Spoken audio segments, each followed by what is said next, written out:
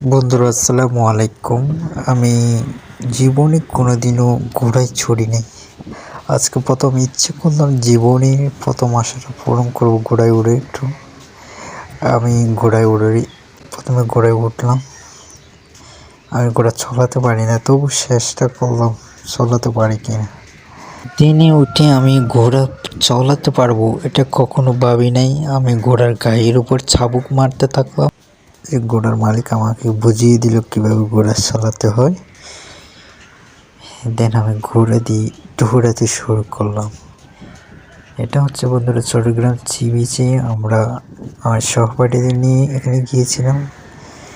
তার মধ্যে প্রথম ইচ্ছা হয় আমি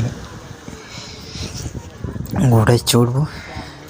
এখন আর চড়তে ইচ্ছে হচ্ছে না, তাই নেমে পড়বো এখন। সবাই ভালো থাকবেন।